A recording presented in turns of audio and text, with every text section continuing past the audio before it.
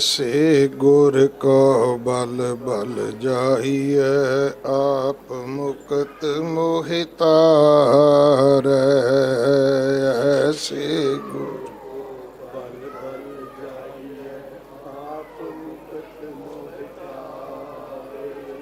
ऐसे गुर को बल बल जाइए, आप मुकत मोहितार। ऐसे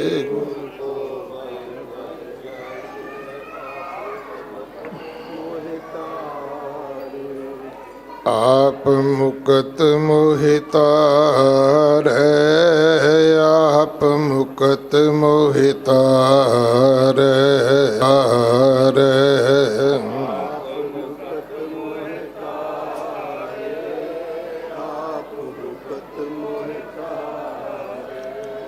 आप मुकत मोहितार, आप मुकत मोहितार।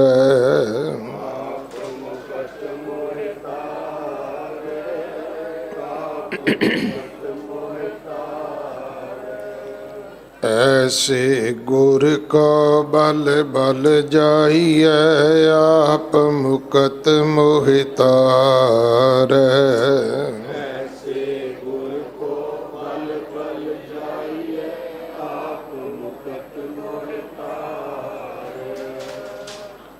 गुरु सवारे खालसा जी।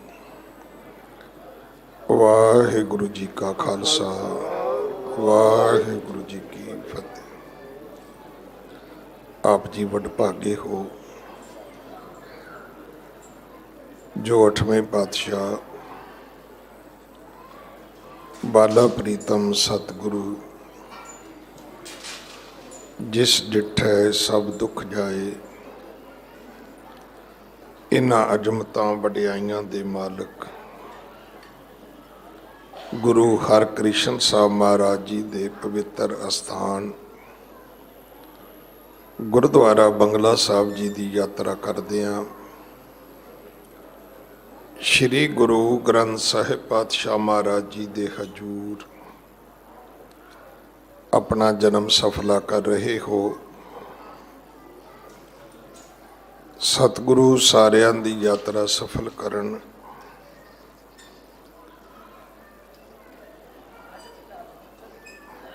ये समागम सन फाउंडेशन दे वल्लों विश्व पंजाबी संस्था दे वल्लों दिल्ली से गुरुद्वारा प्रबंधक कमेटी दे सहयोग नाल पिछले सालों की तरह आयोजित किया गया है। इस समागम के 2 मिशन ने, एक है गुरु 9वें पातशाह जी दियां शिक्षावां, उन्हां दा उपदेश, उन्हां दा बख्शिया होया मार्गदर्शन संगत नूं दृढ़ कराया जाए, अते दूसरा है कि जिहड़ी चीज़ सिखां विच हराम है, नशा, उहदे तो अपने समाज नूं मुक्त किया जाए। आर्या समाजी स्वामी अग्निवेश मेरे बड़े प्यारे मित्र अज संसार विच नहीं हैगे। उन्होंने शराब के विरुद्ध एक मार्च किया लाल किले तक। मेरी सेवा सी सीसगंज साहब, मैनू फोन आया, भाई रणजीत सिंह साहब हमारा स्वागत करो गुरुद्वारा सीसगंज के बाहर। मैं प्रबंधकों नाल गल की कि कोई भी यात्रा आउंदी है, असी चंगे काम लई असी उन्हां नूं सन्मानित करिए, ये साडी मर्यादा भी है। जां इउं कह लईए कि गुरुद्वारे विच किसी का सन्मान तो किया जा सकता है, अपमान नहीं। मैं तो रोज़ इत्थे बैठ के भी बेनती करदा कि अगर किसी नूं गुरुद्वारे आके चीज़ कोई हर्ट होंदी है, ਉਹਦੇ ਵਿੱਚ गलती सेवादार तो लैके हैड ग्रंथी दी हो सकती है, मर्यादा दी नहीं है। गुरु घर दा प्रिंसीपल, गुरु घर दा सिद्धांत किसी दा अपमान नहीं करता। जदों असीं उन्हां नूं जिहड़े मुखी सी उन्हां नूं हार पाए, उन्होंने मेरी बांह फड़ ली, कहते साडे नाल चलो। मैं कहा चलो। उदों लाल किले सारा अजे बंद नहीं सी होया, उत्थे स्टेज लगी सी।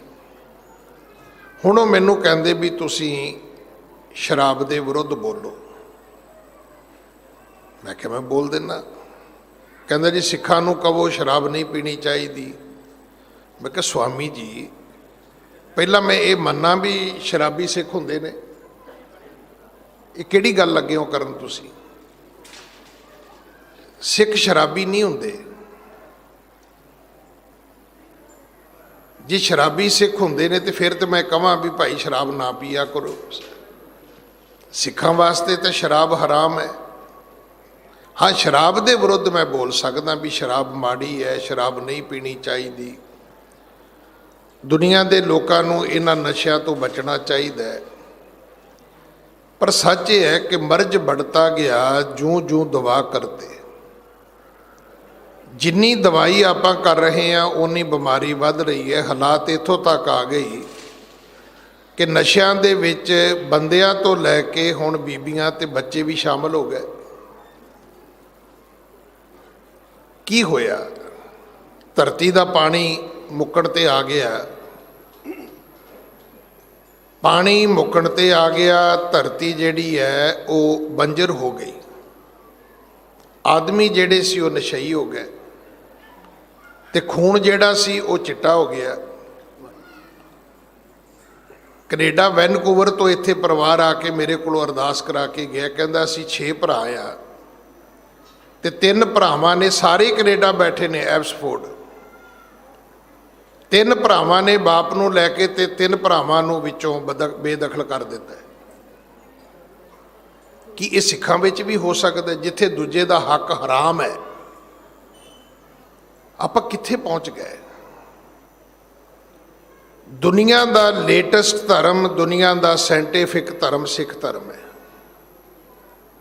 कोई नवा धर्म है तो सिख धर्म है। जिन्हों साइंस ज्ञान विज्ञान कोई चैलेंज नहीं कर सकता, वो सिख धर्म है। उसकी छोटी जी उदाहरण मैं हमेशा देना, अज भी सांझी करदा, वो कड़ा प्रसाद है। हुण तुसीं रोज़ सुनते हो शुगर वाला बंदा कहता जी मैं नहीं, ब्लड प्रैशर वाला बंदा कहता जी मैं नहीं। ये गलती उदों हुई जदों असी प्रसाद नूं प्रसादे दे तौर ते छकना शुरू किया ते खुला गफा वंडना शुरू किया। कि आप जी नूं पता है कि कड़ा प्रसाद का नां कुणका भी है, ते कुणका बनिया सी किणके तो। अगर अज भी प्रसाद हुंदा ही किणका है, प्रसाद नूं तुसीं प्रसादे दी छां ते छकोगे तो ना शुगर वाला खा पाएगा, ना ब्लड प्रैशर वाला खा पाएगा। तो जे किनका मात्र होएगा तो कौन आदमी कहेगा जी किनका मात्र मैं नहीं खा सकता? पहली गल। एक दिन दे बच्चे तो लैके 125 साल के बजुर्ग तक कोई नहीं कह सकता मैं प्रसाद नहीं खा सकता कि मेरे मूँह च दंद नहीं है। ये दूजा लॉजिक है। हुण तीजा लॉजिक ये है कि पता नहीं जी कदों बनया होएगा, यदी एक्सपायरी डेट ही नहीं पता। कड़ा प्रसाद की देग रोज़ तैयार होंदी है। जिहड़ी अखंड पाठ दे विच जिहनूं तुसीं मध की अरदास कहने हो, वो अरदास मध की नहीं है, क्योंकि 705 अंग ते मध नहीं हुंदा। 1430 का अगर मध करोगे तो 715 बनेगा। वो जिहड़ी अरदास है वो भी देग दी है, जां वो अरदास है कि महाराज कल तो बाणी पढ़ी जा रही है तो कल तो लैके हुण तक अगर कोई भुल होई है तो उसकी खिमा बख्श देना। तो अजे 24 घंटे बाणी होर पढ़ी जानी है, उहदे विच फिर सिर ते हथ रखना कि कोई लग मात्र कोई अक्षर की गलती नहीं होनी चाहिए। प्रसाद फ्रैश है, ਪ੍ਰਸ਼ਾਦ ਦੇ ਵਿੱਚ ਇਹ ਤਿੰਨ ਗੁਣ ਐਸੇ ਨੇ ਗੁਰੂ ਨਾਨਕ ਸਾਹਿਬ ਨੇ ਸਾਡੀ ਝੋਲੀ 'ਚ ਪਾਏ ਨੇ। ਹੁਣ ਤੁਸੀਂ ਦੁਨੀਆ ਨੂੰ ਜਾ ਕੇ ਲੱਭਣ ਦੀ ਕੋਸ਼ਿਸ਼ ਕਰੋ ਕਿ ਤੁਹਾਨੂੰ ਐਸਾ ਪ੍ਰਸ਼ਾਦ ਮਿਲੇਗਾ ਕਿਤੇ, ਐਸਾ ਦਰ ਮਿਲੇਗਾ ਕਿਤੇ, ਐਸਾ ਘਰ ਮਿਲੇਗਾ ਕਿਤੇ, ਐਸੀ ਮਰਿਆਦਾ ਮਿਲੇਗੀ ਕਿਤੇ।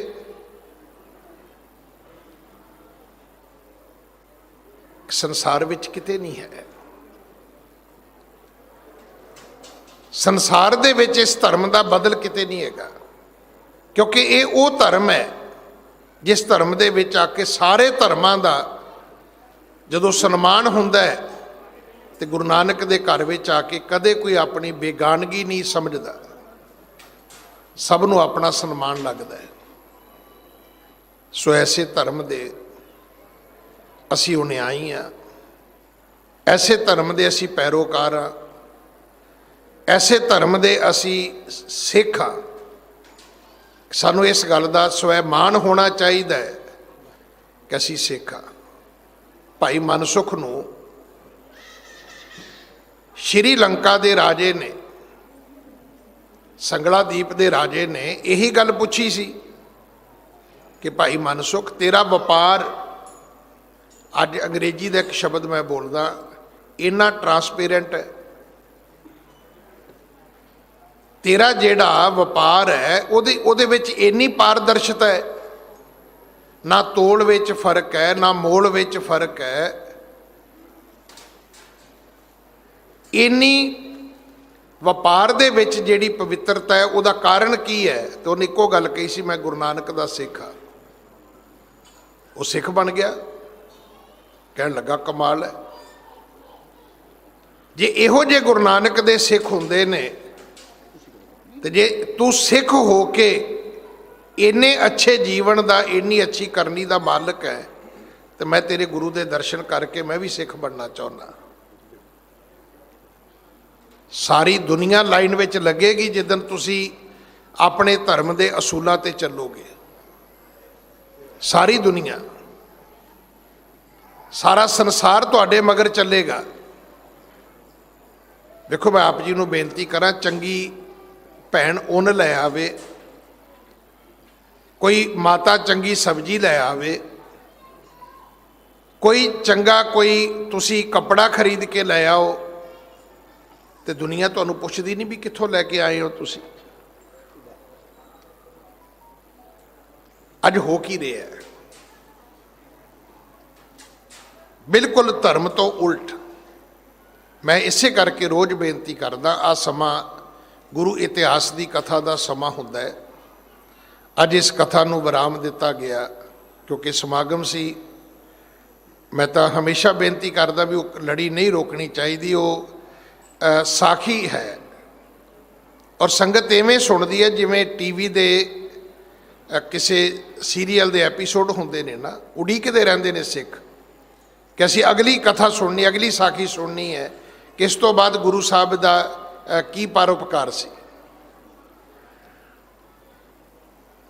ਅੱਜ ਉਸ ਕਥਾ ਨੂੰ ਵਿਰਾਮ ਦੇ ਕੇ ਇਹ ਸਮਾਂ ਰੱਖਿਆ ਗਿਆ, ਪਰ ਸੱਚ ਇਹ ਹੈ ਕਿ ਜਿਹੜੀ ਥਿਊਰੀ ਹੈ ਉਹ ਗੁਰਬਾਣੀ ਹੈ। ਅੱਜ ਸਾਡੀ ਗਲਤੀ ਕੀ ਹੈ? ਗੁਰਬਾਣੀ ਦੀ ਪੰਕਤੀ ਲਈ, ਉਹਦਾ ਬਣਾਇਆ ਥਰਮਾਮੀਟਰ ਤੇ ਕਦੇ ਗੋਲਡੀ ਜੀ ਦੇ ਮੂੰਹ 'ਚ ਪਾ ਲਿਆ, ਕਦੇ ਗਿਆਨੀ ਰਣਜੀਤ ਦੇ ਮੂੰਹ 'ਚ ਪਾ ਲਿਆ, ਕਦੇ ਭਾਈ ਅਮਰਜੀਤ ਸਿੰਘ ਪਟਿਆਲੇ ਵਾਲੇ ਦੇ ਮੂੰਹ 'ਚ ਪਾ ਲਿਆ ਵੀ ਇਹਦੀ ਸਿੱਖੀ ਕਿੰਨੀ ਕੁ ਹੈ।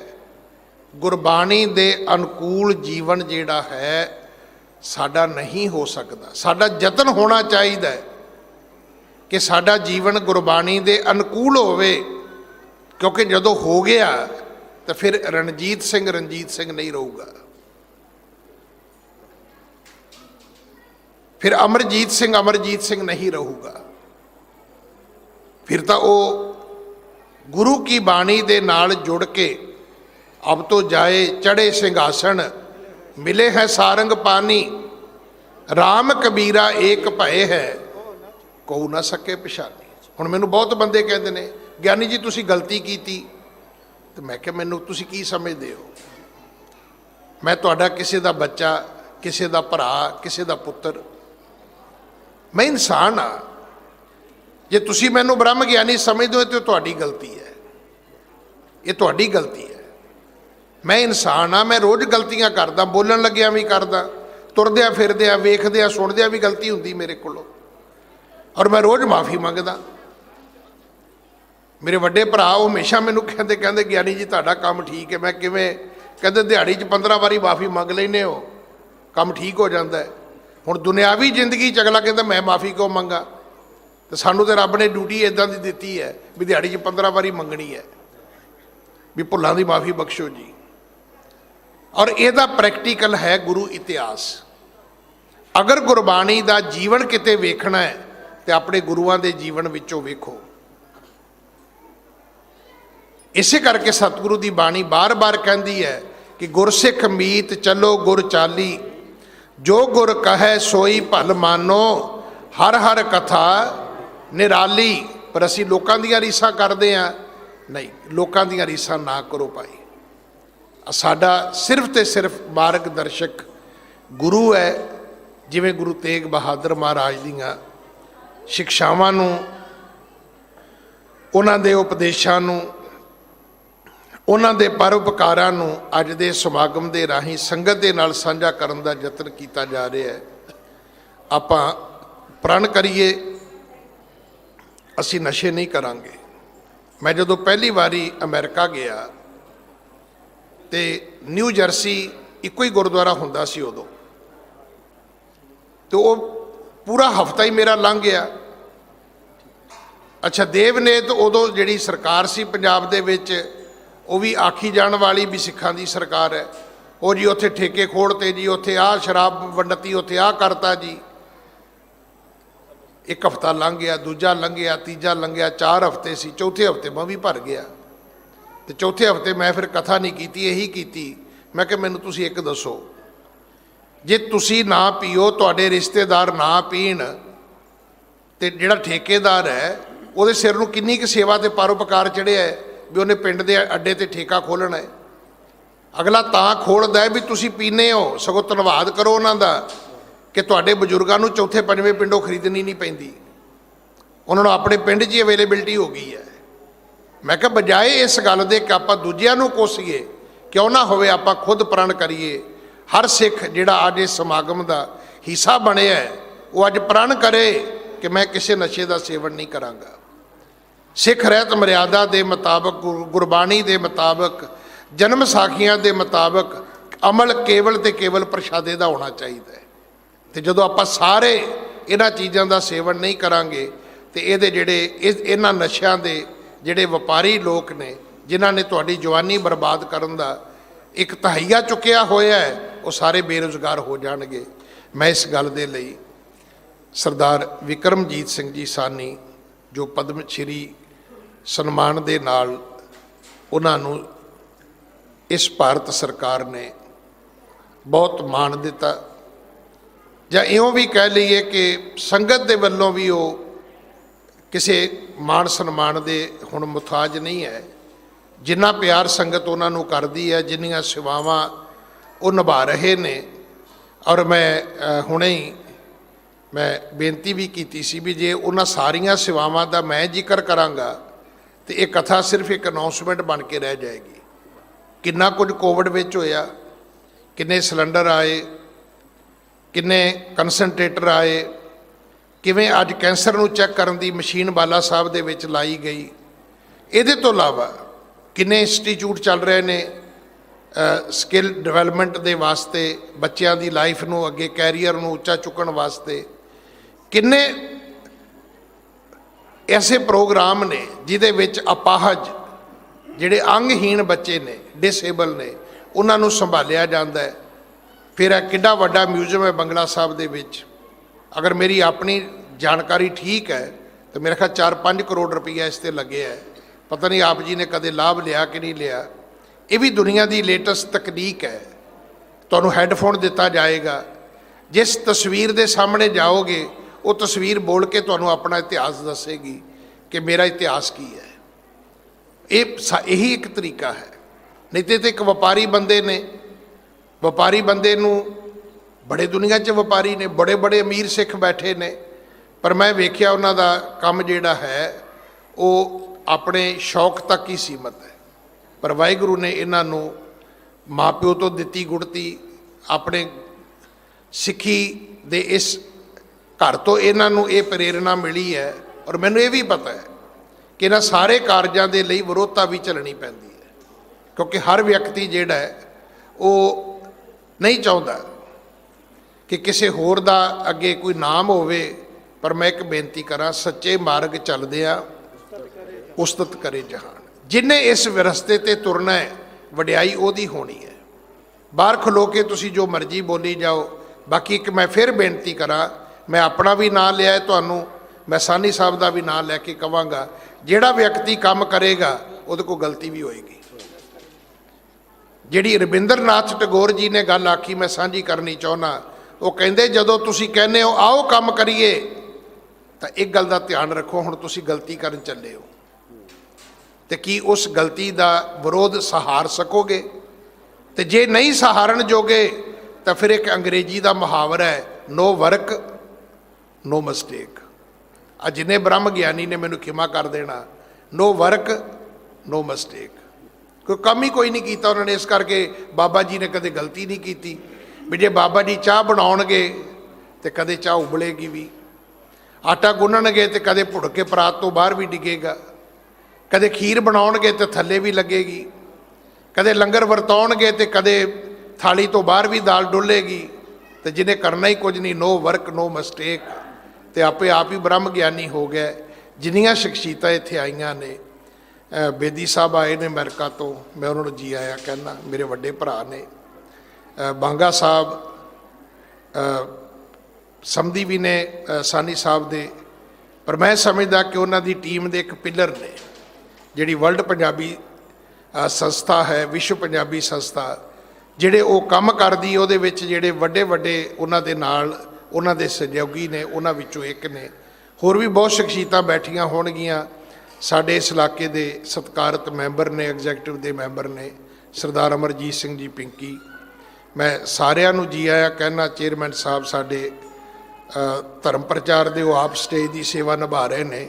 ਜਿੰਨੇ ਗੁਰੂ ਦੇ ਕੀਰਤਨੀਏ ਆਏ ਨੇ ਸਾਰਿਆਂ ਨੂੰ ਜੀ ਆਇਆ ਭਾਈ। ਵਾਹਿਗੁਰੂ ਜੀ ਕਾ ਖਾਲਸਾ, ਵਾਹਿਗੁਰੂ ਜੀ ਕੀ